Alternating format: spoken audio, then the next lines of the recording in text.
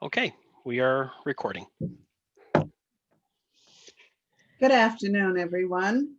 I call to order the board meeting for GCC, January the 12th, a little after 4:45. Welcome, everyone. Glad you're here. Roll call. Mr. Anderson, Here. Mr. Block, Here. Mr. Mandrick, Here. Mr. Turner, Here. and Campbell here. Thank you, board members, for being here with us, and welcome to our very, very first meeting for 2021. And we're certainly hoping that this will be a year of progress and everyone will find peace. Superintendent Peterson, glad to have you, cabinet members who are present, and our guest. Board members, I would like to move an item from 7.1, which is the independent audit report, to right after the superintendent's update. We have guests with us and we would like them to do the report so they can leave without having to sit through the entire meeting by consensus, if that is okay. Do we have any objections? Hearing no objections, then after the superintendent's update, then we will move into the 7.1, the independent audit report. So, and we thank you for being here, the guests who are here with the audit report. And so, do we have public comments for today? Madam President, there's been no public comments that have came in. Okay, thank you very much. And so with that, Dr. Peterson, we will now move to your superintendent's update. And again, it is so good to see you this new year. Thank you. All right, it is wonderful. Thank you, Madam President. It's wonderful to be here with each and every one of you. As Madam President suggested, I want to welcome our two guests from Gilbert Auditing who are going to speak with us about our audit. So thank you for being here with us today. And thank you for anyone watching either on YouTube or by recording at a later date, this meeting. Our first meeting of 2021. Definitely want to welcome everyone to a new year and our first GCC board meeting. We did recognize before break that our Director of Business Services had received an offer and has moved into a new position with Oakland Unified.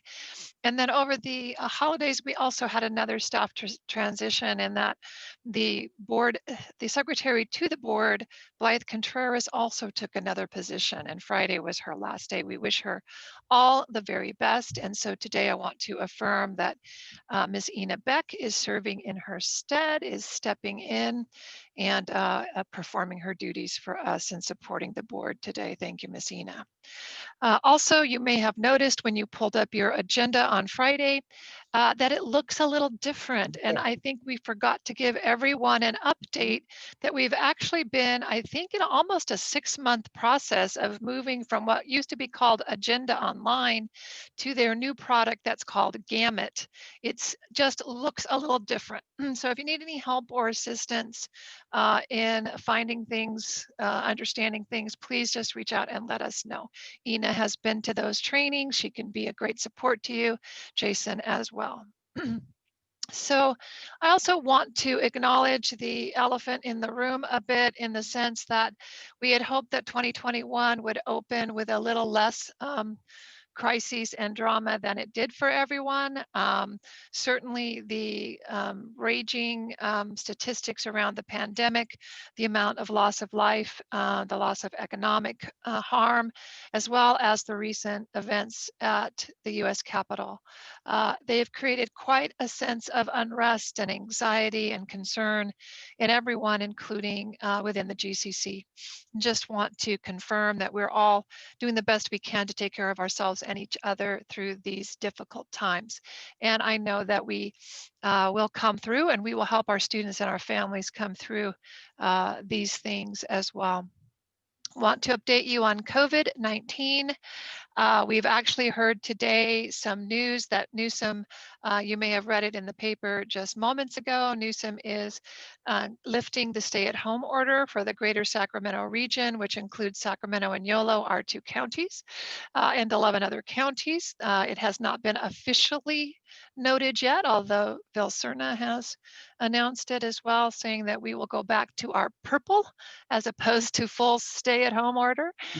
So that is a little bit of relief economically for some industries, which will be allowed, at least in some small measure, to be open and maybe not facing as much harm as they were economically. We'll see how that plays out. Just so you know, for us in terms of our statistics, we're still in purple. It doesn't change our ability to open our schools. Some of you may be wondering, but we are tracking everything. I will promise you, Christine McCormick, Aaron Thornsbury, Jason Sample, myself, and others are attending meeting upon meetings. As we've shared with you in the past, things are changing every moment. And we are doing our best to stay up to date, monitoring trends, information, etc. We do have a new proposal from Governor Newsom regarding school opening. He has made that announcement and then included it in his budget proposal. It is an incentive to open your schools in February, in-person instruction. It sounds lovely. There's money attached to it, except for you need to know there is a very big checklist of things that must happen, okay? And this state, in my estimation, is not ready for it, and it may not happen. There's no talk about vaccines. There's no talk about who must do what, who can do what, who gets to waive what. And it's very prescriptive and it doesn't work for everybody. So we will be monitoring it. If we can open in person and access some of those funds, we will. But one of the biggest hurdles is very upgraded testing. So testing of all staff, all students, every other week. Okay, this is the first time any plans have said students, and I can tell you right now there's going to be huge legal issues involved. So just want to keep you informed. We're going to be talking more deeply about these things at our mid-year retreat, but don't be thinking all of a sudden we have a big cache of money, because I don't know if we're going to be able to meet all those obligations in order to get to it. So I also want to say in COVID-19, you may remember that in December, we were also made aware of new Cal OSHA emergency temporary standards. Those also went to effect. And as soon as they went into effect, there's already been a revision of those in January. And we're trying to figure out how those marry with Governor Newsom's plan. They don't exactly match, surprise, surprise. And they don't exactly match CDPH, and they don't exactly match. In fact, not much in our life is matching right now. I hope you hear that thread. But we're doing our best to see what we can do to meet best practice. We are starting some deep summer school planning and discussion. Yes, I know it's January, but we are very hopeful that by summer school, we could actually really have in-depth in-person instruction, and we want to use our summer school deeply to affect the learning loss. So we've started discussions with our administrators, and we are not telling them what to do. We are telling them they must do summer school deeply and asking them to be design thinkers, asking them to be upstream thinkers, asking them to come up with plans, asking them to get input from their stakeholders on how to do that meaningfully. We believe we have more funding to do that through the CARES Act, COVID relief, GEAR, ESSER, any other set of letters you can put together. We believe somewhere in there, there is money for deep summer school to address learning loss. I want to tell you that we continue to be deeply committed to our core value of learning, learning, learning, growing, growing, growing. We just finished our second campfire session. Campfire sessions have been very popular. The second one that we just did, we had over 50 people come. And it is online, of course, and it was Jason, Summer, Ash, and I, and we did a session on what does it mean to be a giver? What does it mean to be a firefly? How do you help each other shine right now? What does that mean in relation to our ideas around Ubuntu? And we had a lot of really good energy in the room. We're already planning sessions 3 and 4. because I wrote on Jason's wall 4 campfires this year, and he is fulfilling the promise. 4 campfire sessions this year. We are also starting Leadership Development Academy for the first time in, I think, 3 years. And we are going to do a truncated version of it online starting January 25th. You'll remember Leadership Development Academy is y'all come. Anybody who wants to grow as a leader, no matter your position, you're welcome. And we are already getting signups, and we're already seeing how the cabinet team can co-create, collaborate, and present that information. So it's not just me this time. Also very excited about the work of Jason Sample and his team, Sergey Terabkov and Maisha, who are greatly focused on their work with the annual GCC Parent Summit coming up on January 28th. I have been asked to give a small keynote, very small. I keep saying it's very small, but it will be a little bit about a mid-year State of the Union. Jason and his team want you to know, board, that we would very much love to see you at the Parent Summit on the 28th, and his team will be providing you with information so that if you want to attend, you can. We have multiple sessions, multiple options. We think it will be a very meaningful time for our parents. Dr. McCormick and I also had a meeting today. We are in the midst of offering our book study called Leading While Female, and working to create some great value in developing our women leaders, as we always have. You may have heard something in the news about the governor's budget proposal. It's a big deal. Governor has proposed a budget.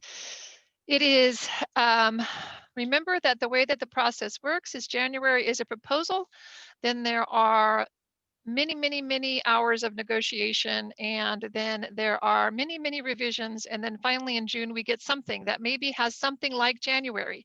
So I don't want you to feel this is a promise, but here's a few key things from his governor's budget proposal for January. And CBO Aaron Thornsbury and I will be attending an SSC governor's budget workshop, but some of the early information is that our revenue is more robust than anticipated, that in fact the deferrals are going to be bought down for future years, although February and June will remain.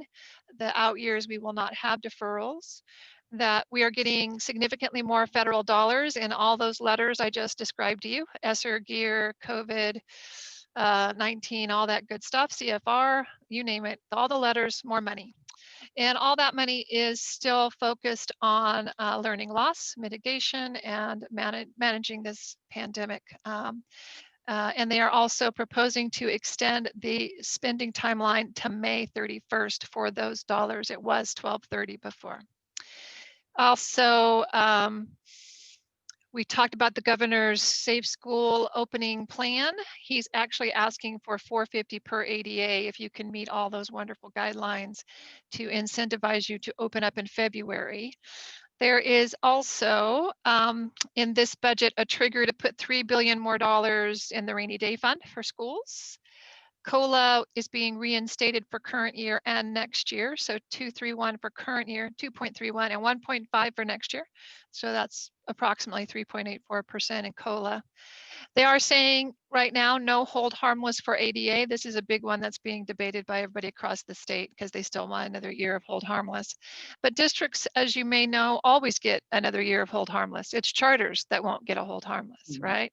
So what it really means is across the state, all the districts and LEAs, they will get whatever is the greater of this year and next year. We will get whatever shows up next year.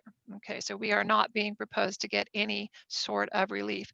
But along with that, there is no, at least right now, notion that they're going to cap non-classroom based. So that's kind of nice. I don't see that in it right now. I want to knock on wood. Might come back, right? And I will say one of the biggest complaints is a whole lot of pseudo categoricals.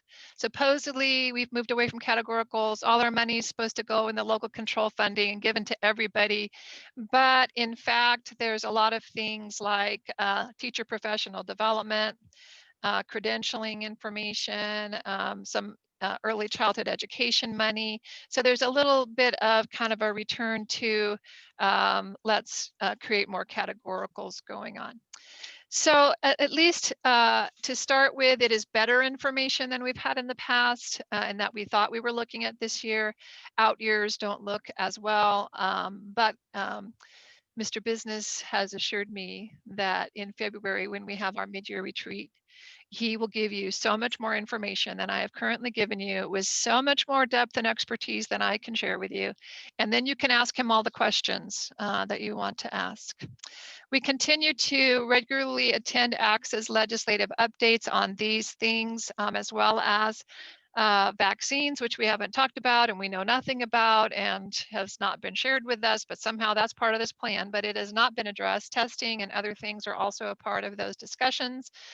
Wanted to tell you that we're doing some great work in our sixth year of coherence work, doing collaborative inquiry in all of our schools deeply. Really got a great update this last week from our consultants, and really positive growth at all of our sites, including the leadership work that Lyle Kurtman is doing with both our leaders and our curriculum coaches. So really proud to see that work having great outcomes. As you may have noticed, the GIS renewal has started. You approved their renewal petition. You approved going up for renewal. And tonight we have our public hearing right after this meeting, and we will have board action on February 23rd. Very excited. It's very positive. We feel like it's been a very collaborative and positive experience with San Juan. We continue to do great work with Hanover, our partners for equity. They're doing some social emotional learning surveys with us. We also talked with them about what we want to see next year, and they are going to be at our next principals meeting doing some bigger work around our equity journey and data. So kind of excited.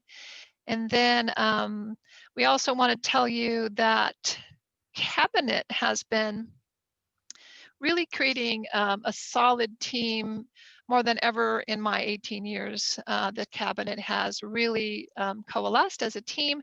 They're growing, they're meeting with the consultant, Lyle Kurtman.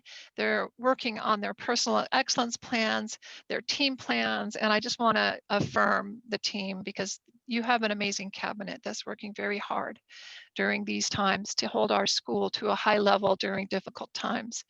And last but not least, that same wonderful team is really deep in the planning sessions for your wonderful mid-year retreat, which I told them could not be the 10 hours that we started with. They have to chisel it down. And I think at this time, we might be down to a 7-hour day. So, but really good stuff. Obviously that 7-hour day, we are talking, Madam President, about a lunch break and breaks in the morning and the afternoon, I promise. But we definitely have a lot of good things to share with you and are excited about the mid-year retreat. I think that is enough of an update, Madam President. That should be. That was quite informative. Thank you. There was one thing, and you probably get to this later on in the retreat, but I had seen something about stirs and purrs that more money was being allocated in the governor's budget. Did that come up anywhere? I think it is the lower percentages that they had already affirmed. So they already gave us out years. Aaron, you want to say it with more specificity than I'm saying it? Yeah, it wasn't a new increased allocation. Okay. It was from previous years that they were just showing off. So to Oh, speak, just but showing off. yeah. I thought maybe they were trying to give us some more relief from that, because I did see that was part of the budget. So anyway, board members, anyone with any comments for the superintendent's report? I don't see any hands. I don't see all my board members anyway. I don't see Bruce and I don't see. There's no hands, Madam President. Okay. I would tell you if there was hands. Thank you. Thank you. Well, again, thank you for your hard work, Cabinet, all of your directors, everyone. It takes the whole team to pull it all off together, and you're doing a marvelous job. So thank you for your hard work. All right. And with that, we are going to move our agenda to the 7-1, the 2019-20 independent audit report. And Madam Superintendent, Would you like to introduce Mr. Aaron to bring that in? Well, go. I think Aaron can be the introducer of our two guests. Okay. Aaron, you go ahead. Yeah, I'll go ahead and introduce. So we have Sarah Ellis and Jessica Agee from Gilbert Associates, and they conducted our independent auditors report for the 1920 fiscal year. And I just wanted to thank them for doing a great job in these weird times. Being able to do an audit remotely was definitely interesting, the first time ever. So I guess I'll go ahead and if we can let I believe Jessica have screen sharing, and go ahead and take it away. Okay, thank you. Thanks for having us. Good evening. Happy New Year. It's nice to see all your faces on the screen. And thanks for I always enjoy listening to you, Cindy. It was great, a great update there. So there's two documents here, and you guys I don't know if you got them in your board packet or they're going to be presented on the screen. Jessica is going to flip through as I talk through. The first document here is our communications with those charged with governance. So these are the elements that we communicate to your board. I'm going to walk through those, and then I'm going to highlight a few things in the report as I do typically each year, and then have a time for any questions and comments at the end, and then and then you guys can go forward with approval of the report. So this first document is the communication with those charged with governance. The first page here talks about the responsibilities and opinions. So this highlights that, again, the financials are our management's responsibility, and as part of the audit process, it's our responsibility to gain an understanding of the internal controls and plan and design our audit procedures to be able to issue an opinion on those financial statements. We do also perform two compliance audits. The first one is the federal compliance audit, and that's in accordance with the uniform guidance. And that's we follow the OMB compliance supplement, and we are then able to issue an opinion on the major programs that we select for testing under the federal compliance. And then lastly, we audit the programs that are required to be tested under the state compliance program. The Education Audit Appeals Panel issues a guide every year, the K-12 audit guide, they refer to it as. And we audit all those procedures for all 9 of the schools. So we do these things for all 9 of the schools at the state level. So we did issue an unmodified opinion on the financial statements. That's a clean opinion. That means that the financial statements are fairly stated in accordance with the generally accepted accounting principles. We issued an unmodified opinion also on the federal compliance, clean opinion on federal compliance, no findings to report there. And then lastly, we have a modified opinion on the state compliance. There were 2 programs at 2 school sites that had 2 programs. One program had an issue at 2 school sites, and another program that we had to test had an issue at 1 school site. So those are reported in the findings and recommendation section, and we'll cover those. But that required us to modify our opinion, meaning that except for those instances, everything else was in compliance with the required elements there. To highlight our interactions with management, if there were anything the management were to consult with other accountants to get a second opinion, those accountants would be required to communicate with us to make sure that they understand all facts and circumstances relevant to the situation that they're getting a second opinion on. To our knowledge, there were no such consultations with any other outside accountants during this audit process. Disagreements with management, resolved or unresolved, we're required to let you know about those. We're pleased to report that there were no disagreements that arose during the course of our audit. Management representations at the close of the audit, they provide representations that the financials are complete, accurate. It's pretty long list of probably 2 or 3 pages of things that management asserts and signs off on before we can finalize the audit. So we gather that data at the close of the audit. Difficulties encountered in performing the audit. There were no significant difficulties in dealing with Aaron and the team. I want to thank them. They were very accommodating and helpful during this time. As Aaron said, we're usually on site for 2 weeks at your office. We are not in a remote environment. So as we needed to hop on Zooms or look at data or talk to them, they were available for us to be able to finish our procedures. So we thank them for that. Qualitative aspects of accounting practices on the next page here. Significant accounting policies. Management's responsible for the selection and use of appropriate accounting policies. Being that you're a nonprofit organization, you follow FASB accounting standards. We look at those policies and ensure that you're in compliance with following them. There were no significant changes other than the adoption of the Rev Rec standards this year. And you've probably heard me refer to them in past years, but topic 606 is revenue from contracts with customers. And then ASU 2018-08 topic 958 was clarified, and that covered grant and contribution accounting, which really pretty much all of your revenue falls under that. Historically, you know, there was not a lot of clarity around how to account for grants and contributions. There was diversity in practice, and so these standards clarified, you know, that federal dollars could be considered contributions. Same with state dollars, and so that clarity was modified in these standards. Just to highlight here, though, this didn't have a real significant impact on how you guys did business and how you recognized your revenue. So Aaron spent time going through the steps and all the procedures for every revenue source that you have, and it truly aligned with how you recognize revenue in the past. So not a real significant change for your organization with the adoption of those standards. We noted no transactions entered into the organization during the year for which there was lack of authoritative consensus or guidance, and all the significant transactions have been recorded in the proper fiscal year. The second item on here is management's judgment and accounting estimates. We look at, as in compiling financial statements, there's judgments that take place and estimates at the year-end close. The most significant estimates and methodologies we look at are the collectability of your receivables, the selection and useful life of your property equipment, and also the allocation of your expenses on a functional basis between program and your supporting services. So we look at those allocations, ensure they're reasonable. No significant changes there. The results of the audit, the plan, scope, and timing of the audit we performed. We started the audit in the spring. We performed the interim field work at that time. Again, that was at the start of the pandemic, and so we were working remotely and doing a lot of the compliance procedures at the site level is difficult. So the team was very helpful in getting information. We worked with Aaron and his team to coordinate how to get the data, how we can do this in a pandemic. So that was unique and different this year, but we got it done. So that's a good thing.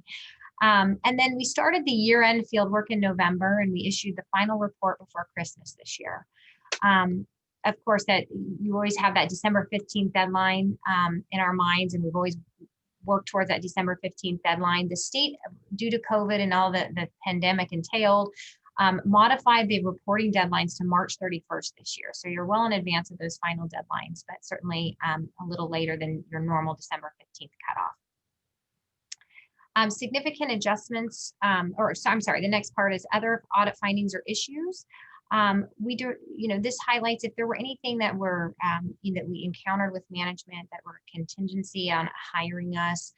We do discuss throughout the course of the year. We answer questions. We're available. Nothing that would impair our independence, and certainly nothing that wasn't in the normal course of our professional relationship. There are 2 state compliance findings that I'll highlight once we get to the report. I'll walk through those with you. And then finally, bottom of this page, significant adjustments or disclosures. There were no significant audit entries. We did find one adjustment that was very insignificant, and management with our concurrence determined that it was not necessary to record it. And this had to do with capitalizing interest expense into a project. GAAP requires that interest incurred on any debt would be capitalized into a project. And that was about $30,000. And with our concurrence was passed on this year. And lastly, on the last page, there's a lot of supplemental information in your report, some that is required by the state compliance guide, and then also the CFA, the Schedule of Federal Expenditures, that's required by the Uniform Guidance. We also audit this information, and we provide an in relation to opinion, and that is that it's fairly stated in relation to the financial statements as a whole. Any questions about that document before I move on? Okay, great. Jessica, if you want to go ahead and pull up the report. I'm not going to walk through every page, but I'll highlight some of the significant things of the financial statements and a few benchmarks. Moving on to the table of contents. If you look here, page 1 through 7 here, this is your basic financial statements. This is what anybody that has an audit would have in their basic financial statements. The next section here, the supplementary information, these are all things that are required by the K-12 audit guide and the uniform, the uniform guide, uniform guidance under a federal audit. And so these are things that are required by your oversight agencies. And so that is also included in your audit report. And then finally, the other independent auditors report, because you're subject to the government auditing standards, we issue a separate letter, and that highlights any findings that are related to your financial controls and or compliance. And then there's a letter here, another auditor report that's on the state compliance, and then again, another auditor report on the federal compliance. And those are things I highlighted in that previous document. Moving along here to page 1 and 2, this is our independent auditors report on the financial statements. At the top of page 2, this is our opinion. This is that the financial statements are fairly stated in accordance with the generally accepted accounting principles that you follow. Plain opinion, unmodified. Moving on to page 3.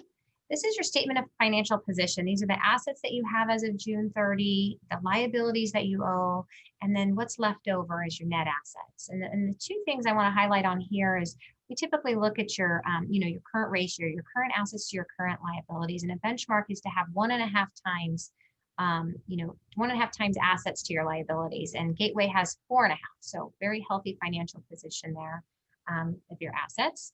And then looking at net assets here, you can see you have 63.6 million of net assets without donor restrictions.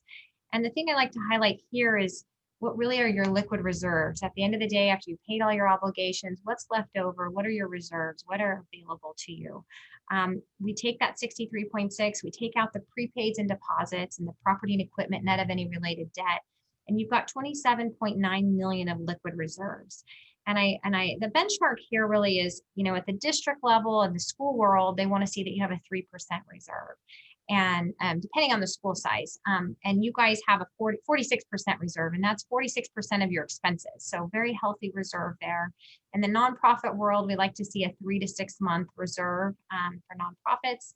And you guys have a 5.5 month reserve. And so if you look at that as a whole, we also looked at it as at the site level, and all of your schools have well in excess of 3 months of reserve and a 3% reserve. So if you look at it at the organization as a whole is what we issue our opinion on, but we also look at it at the site level.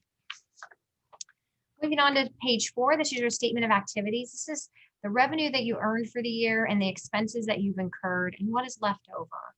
You have an increase in net assets of $5.2 million this year.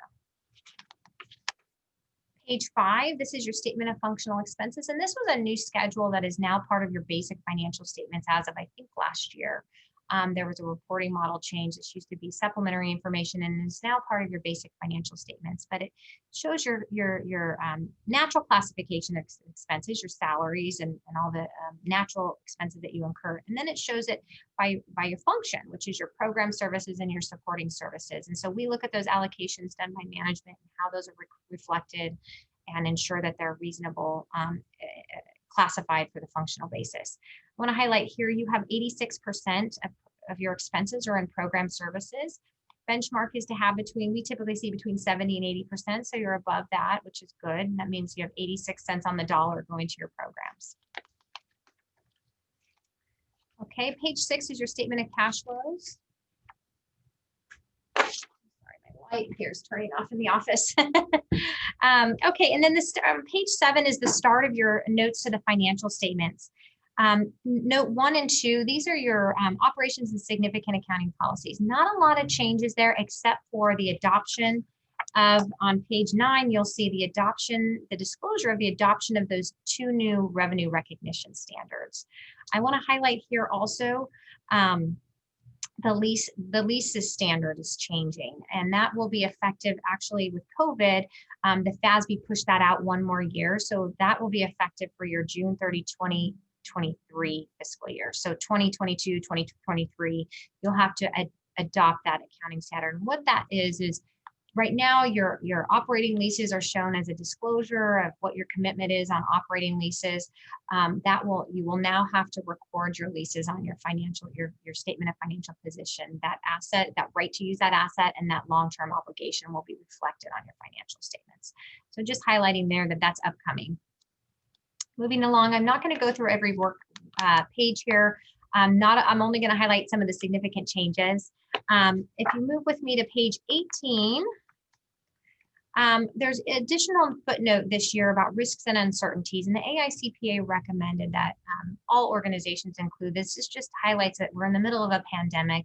This may impact operations. It may impact your financials, and that you're not sure, right? There's no dollar to quantify that, but there is an impact in operating in pandemic, either from fundraising abilities and those types of things. So this just highlights that risk and uncertainty that this fiscal year had. Okay, moving on, the supplementary information. This is the section that your oversight agencies like to see here. Page 19 and 20, this is your organization, governing board, and administration. This highlights all of your schools and who's their authorizers. Also on page 20, this highlights your board and your administration, the key cabinet there. Page 21 and 22, this is your schedule of average daily attendance. The interesting thing about unique to this year is that your total second period report and annual report align. Usually there's a slight difference because you're capturing ADA through the end of the year, but with the school closures, they had a short period for the annual report as well. But no change to the presentation of that schedule for this fiscal year. Page 23 and 24, this is your schedule of instructional time. And this one did get modified this year. We were working with the oversight agencies all the way up until early December trying to get this schedule. How did they want this to look for reporting purposes, so we don't get the report rejected and not have something on there that they want. With the closure, what they decided was they wanted us to audit the minutes offered. So we ensured that the minutes that you were offering pre-pandemic were in compliance with the guide and what was required. And then they wanted to see the actual number of days offered, also the number of days covered under the COVID-19 school closure certification. So we made sure that your 9 schools had those certifications, and then we reported that and footnoted that in these financials on page 24. You can see that information is disclosed as when you have those certifications for closure. Page 25 here is your schedule of expenditures of federal awards. So organizations, as I mentioned, the Single Audit Act and the uniform guidance, I guess, we're required to perform a federal audit if you have over $750,000 of federal expenditures. This year we tested your Title I program, no findings there, but this outlines the expenditures you incurred. On page 26 here, another unique thing about this year is there was a lot of going around with the state, and that the state didn't apportion the funds to the schools in California anyway. Now every state's a little different until the 21-22 fiscal year, or I'm sorry, the 2021 fiscal year. So you were allowed to incur federal expenditures prior to June 30, 2020. However, you weren't awarded the federal dollars until the 2021 fiscal year, the next fiscal year. So we were wondering, how does that look on the CFA here? Well, this highlights you had about almost 300,000 of CRF funds that you spent that are not included on your CFA. And the guidance was to exclude them this year, but they will be audited when you actually have the award of those funds, which is in the 2021 fiscal year. So this fiscal year that you're in now, they'll be audited. So we felt it was prudent to include that in the note for the basis of presentation, because that's unique, and highlight the amount of the dollars that you have spent as of June 30 that were not included in your CFA. Page 27 through 33. Now, these are your supplemental schedules by site. And because we issue one audit report and we issue our opinion on GCC as a whole, the oversight agencies and all of your districts that you report to, they really care about what's going on at each school site. So this data is presented by management at the school site level. We audit information and ensure it's being reported, reflected appropriately as revenue earned and the expenditures incurred at the appropriate site level. This data summarizes all that information so your oversight agencies can see that. Okay, moving along, page 35 and 36. These are those final 3 letters that I mentioned of the auditor's letters. This first one, page 35, is our report on internal control over financial reporting and compliance. Again, because you're under the government audit standards, we perform our audit under the Yellow Book, and that requires, if there are internal controls findings over financial reporting, you would see those highlighted here. That means that if we were testing controls and we found that there were some systems that were broken, or things that rose to the level of being what they define as a significant deficiency or a material weakness in financial reporting, that would be reflected here. There's no internal control related matters to financial reporting to report, so no modification there to the letter. Clean, I would say a clean letter there. On page 36, there were some compliance and other matters to disclose, and so this references to finding on page 36, the question costs and the findings at finding 2020-01 and 2020-02, and those are the state compliance findings I mentioned, and we'll highlight those when we get there. Next, page 37 and 38. This is the state compliance independent audit, our independent auditor's report over state compliance. Page 38 here has our opinion, and we modify it for those two programs that had the findings, the unduplicated local control funding formula, and then the after school safety education and safety program, which is you probably often hear as ACES program. You can see here the procedures performed. We performed all those for all 9 locations. There was a few modifications. Again, we referenced those into the findings and a few things that we found at a few sites, and we'll highlight that when we get there. Page 39 and 40, this is our opinion on the federal compliance. We did test your Title I program. There were no findings to report. We do a significant amount of work on that. And that is a clean opinion on the top of page 40 that there were no findings in this program and that there is nothing to modify our opinion on this program. Okay, and then lastly is the findings and question cost section. This is a summary of our audit results that I've gone through already. I want to highlight down here at the bottom, this shows the federal programs that we test, and this is a required format of this form is for your oversight agencies that we report to. Page 42. This is the findings. There were no financial statement findings, as I mentioned, no federal compliance findings, and there were 2 state compliance findings. These aren't new from the prior year. The ACES is just a little bit different. In 2 school sites, Higher Learning Academy and Community Outreach, there were some attendance records that were submitted for ACES that didn't align with the underlying data. And in talking with management, there was a big effort to improve that in this fiscal year, and we can say it's significantly improved. There were a lot less errors than we saw in the previous years.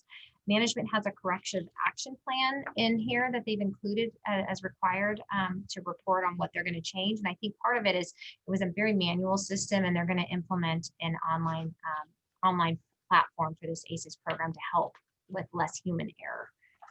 So that's that finding. And then there were one school, the second finding has to do with the unduplicated local control funding. What they require us to do is look at the classification. And we found in one school site, there were basically 3 students reported in the wrong classification. And so what is required of us is we have to extrapolate the error to the population tested. And what we ended up doing after talking with management was expanding our population, or expanding our testing, so we can reduce that that error that is required to be reported. And so based on extrapolation and calculation, this is what the final report is, that there's about a $26,000 penalty related to that finding. And so that has to be reported. Management has a corrective action plan in this response to this, and the CDE will follow up. And then lastly, the last page here is a status of the prior year findings. Again, there were no financial statement or federal compliance findings last year. And then an explanation of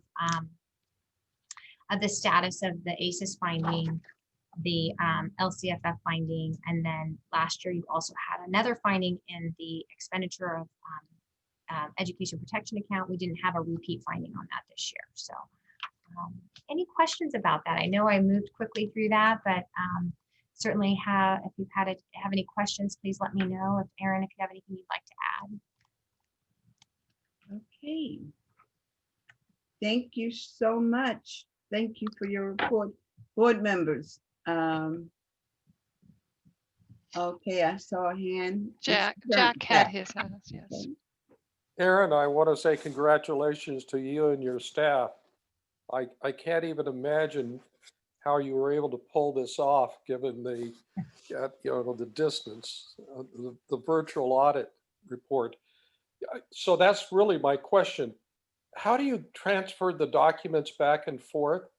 And is it the same accounting process as you would have if you were on site and could actually go in and look at the files? I'm just wondering how you're doing the audits now for districts. Well, it's a lot more cumbersome, I would say, on your team. Aaron can, things that we would normally just have pulled that maybe had to be scanned. If we needed to look at originals, we had to be online and actually go on a Zoom and look at something. And so that's how we're doing them. We do have a secure portal called SureLink, and it's very helpful to organize the items that we need and the additional requests that we have. And being that you are quite large, having the 9 locations, it was your team did a great job pulling it together and getting what we needed. So, so thank you to Aaron and his team for getting us everything we needed timely and in this remote environment. Thank you. Any other comments from board members? I would say, I imagine 10 years ago or even 15 years ago, this would be a lot more of a problem, and being able to keep work going and keep things moving. So we're very thankful for technology and what it affords us to be able to do. And Aaron, we are very thankful to you and for the report. And we know that there was some findings with the ACEs, but that has been taken into consideration. And, And if I could, yes. if I could make a comment, it is my understanding across the state of California that almost every district has something wrong with their ACEs and something wrong with their student body funds. It's the 2 funds that get tweaked and small documentation errors occur, and hopefully it's small, right? So it is not unheard of, and certainly, as you suggested, I know Dr. McCormick is well aware of the paper shuffle that created where we are right now, much as it is a small number, and has a plan that will be of higher integrity for next year. So I'm looking forward to that new process, and I'm sure Gilbert is as well. So. Yeah, and I did, as to reiterate what Dr. Peterson said, is ACEs is a really common finding. Unfortunately, it's very detailed, and the guide doesn't allow us to say, you know what, we don't, this is very small. They say you have to report everything. Yeah. So unfortunately, we don't get discretion, like on financial statements. If something's really immaterial and you have a $2,000, issue, that really doesn't rise to that level of having to be a reportable finding.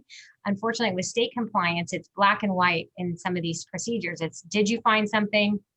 Did you not? And that's what we have to report on. So again, the ACES was significantly improved from the prior year, and I shared that with Aaron. We showed him the what it looked like comparison. So there was a great improvement over the prior year. Of course, there was just a few small things, but certainly we can't. We have to report that. So anyway, significant improvement. So that's a good thing. Well, thank you so much. We again appreciate all of your hard work. Yes, Dr. Peterson. Mr. Mandrick has a question. Okay. Or a comment. Mandrick, where are you? I'm losing you. It's a comment. I just want to thank Gilbert for their good work. I want to commend Aaron and his staff. We have a very complicated organization with the 9 different chargers, and consistently over the years, we've had very, very small findings, if any, some years with none. So just want to commend Aaron and his group for really keeping a good eye on things. Thank you so much for the comments. You guys are doing a great job. You guys are doing a great job. Well, we appreciate you and thank you again. Thank you. All right. Anything else for the good of this particular report? We have a motion. I'm sorry. I do want to say, once you take the motion, I do want to say we understand that you will not want to stay for the excitement that is the rest of our meeting. So once we have our vote, if you would like to leave us, we appreciate you and thank you. Okay, thank you. Okay, I need to entertain a motion to approve the report for I'll move approval. I'll second. Moved approved by Mr. Mandrick, second by Mr. Turner. Roll call, please. Mr. Anderson, Yes. Mr. Block, Yes. Mr. Mandrick, Yes.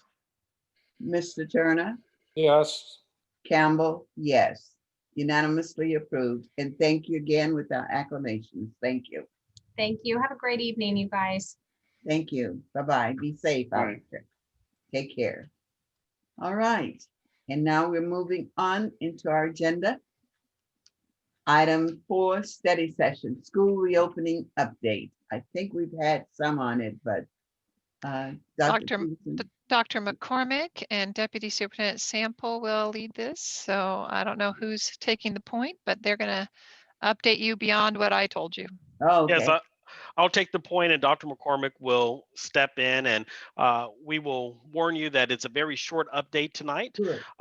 But good evening, Board President, Dr. Peterson, members of the board.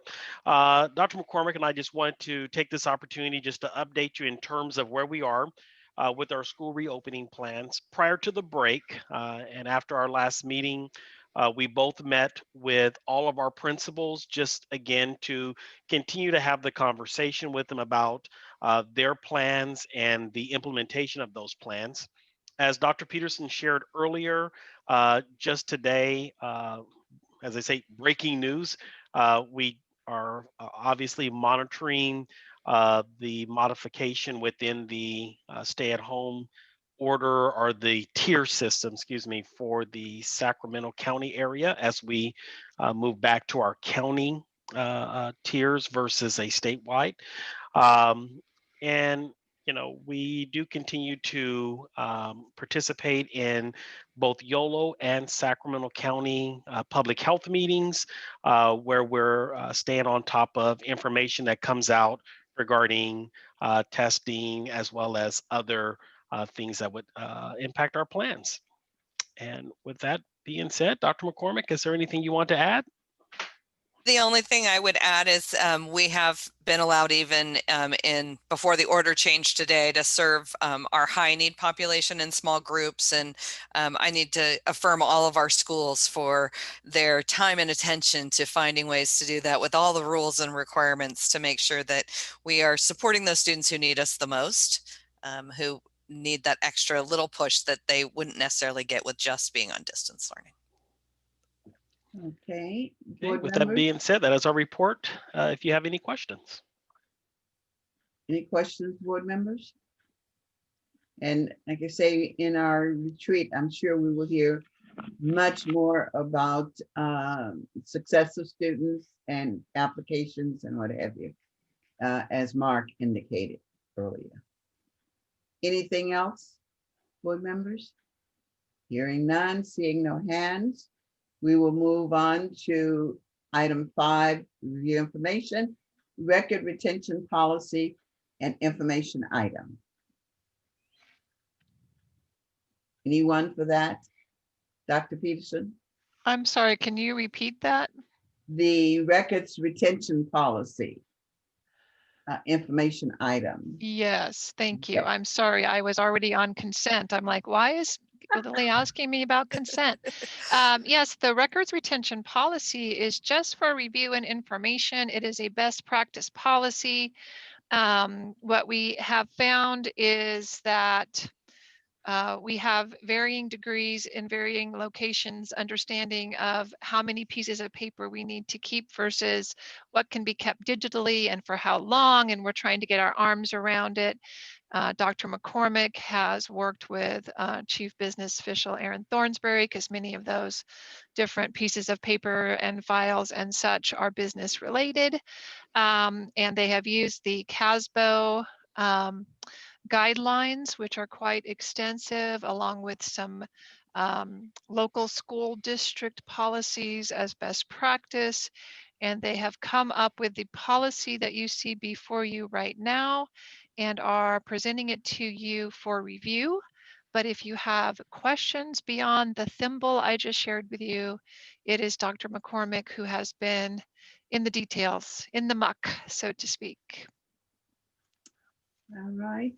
Board members, you've had a chance to look at the information. Any questions or comments on the retention policy, records retention policy? Any comments? Any hands? Seeing none, and this was for information only.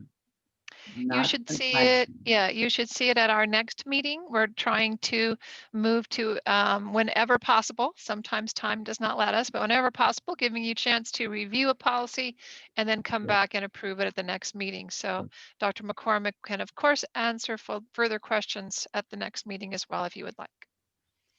Okay. Seeing no hands, we now move on to consent agenda items. See, And- I knew we were getting there. Yeah, okay. Consent agenda items, item 1 through 6. And just very quickly, adoption of GCC board meeting from last meeting, personnel consent agenda item, and that has been mentioned again, that we're losing 2 of our key people. UC Davis Health, Sacramento Academic and Vocational Academy, non-clinical. TQAI schedule and procedures, purchases over 30,000, and PBM construction, installed playground border, seat wall. Those are the consent agenda items, and I will entertain a motion. Yes, Mr. Turner, Move approval. move approval. Mr. Block has a Mark, I saw his hand, I'm sorry. Okay, we have a motion and a second to move approval of the consent agenda items. Roll call, Mr. Anderson, Yes. Mr. Block, Yes. Mr. Mandrake, Yes. Mr. Turner, Yes. Campbell, yes, unanimously approved. The consent agenda items have been approved and business has been moved and taken care of that item. And we are now down to board comments. Do we have comments from Mr. Block? Yes, I have a little guest here that would like to speak to you when I was ex-HLA student. Hi, board. I don't know if you guys remember me, but I'm Mr. Block's favorite granddaughter. And I have recently made the dean's list on Sac State for 20 units, and I want to share that with you. Fantastic. And I do remember you. Congratulations. I definitely remember you from Thank you. HLA, and it's so good to see you and congratulations. We're Of so course. This proud is when our students do Thanks. well. This is where I started at HLA.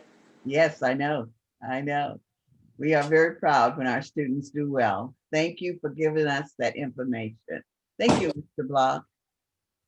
Any other board comments? Don't forget, from my comments, we're looking forward to February the 23rd. Is that correct? Yes. Yes, I- February 23rd, and right now you're holding from 8 to 4, right, Mr. Sample? That is correct. And we are still working on the schedule, and we don't actually think we're going to start at 8, but we're asking you to hold 8 to 4. It will be Zoom. We will be managing your energy and hours. There will be breaks. There will be a lunch break. And we have a lot of good information to share with you, just so you know. So, Excellent, excellent. Any other board comments at this time? Mr. Block, did I see your hand again? No, he said no. no, okay. Any other board comments? All right. Our next board meeting is, when is our next board meeting? So our next board meeting will be January the 26th at 4:45 p.m. January 26th, okay. Because I didn't have it on the calendar. Board members, you have that, January 26th. All right. Well, I don't see anything else good of the organization. Any other comments from board members? Hearing none, I will then ask for, again, thank you, closing comments. Thank you for a good meeting. Mr. Aaron, thank you for the report by the Finance Committee. and all of the people who really worked on it. It was quite extensive. So thank you for the good information. And I think that is it. So I will now entertain a motion for adjournment. So moved. Mr. Turner, oh, Ms. Mark, and once, did I get a second? Yes. Yes. All right. This moved in second. All in favor of adjournment, voting sign of aye. Aye. Bye. Happy New Ayes Year, have it. everybody. Yeah, take care, everybody. Stay safe. All right. Stay safe. Here, a wonderful And new healthy. year to everyone. Please be safe. And we'll see you on the 26th. Thank you.